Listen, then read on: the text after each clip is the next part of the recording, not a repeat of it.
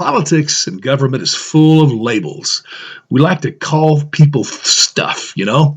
And so now we have this phrase, democratic socialism, that abounds in our country. We have Bernie Sanders, who's running for president as a democratic socialist. We have Alexandria Ocasio-Cortez, who's a member of the Democratic Socialist Party. And we have others talking about it. Young people throughout our country are favoring democratic socialism. A lot of women, polls have said, are favoring the same system of economy and government. I don't quite understand it, to be honest. I mean, I know what socialism is. Labels can be confusing, though. I mean, I take North Korea, for instance. Do you know what the official name is of that country or government? It's the Democratic People's Republic of Korea. Now, it's okay to laugh because we all know there's no democracy there. There's no People's Republic there. That's a joke. It's a socialist country, nothing more. And when I read the history of socialism and all the countries that went through this, in every single case, at some point, the socialism has to be forced on the people. So when the people choose to go some other route, they are not allowed to, okay? It's just straightforward socialism.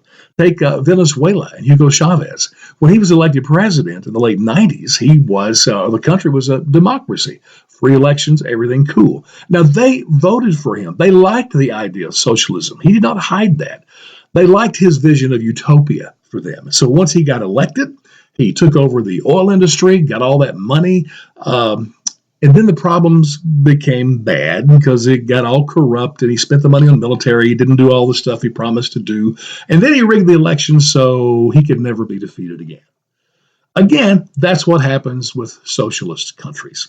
So the democratic socialism that we hear from the politicians in our country, I want to say two things. One is, probably not. It is an oxymoron because with democracy, you have people. And I know the meaning of socialism is social control of industry and the economy, meaning the people's control. But that's a joke. It's government control, okay? And the more government gets control, the less people is going to be involved. And we're already hearing that from our people, and they're not even elected yet. Take, for instance, the Medicare for all. Now, that is socialism at its finest. It's where the government has control, the people has control of the entire healthcare industry.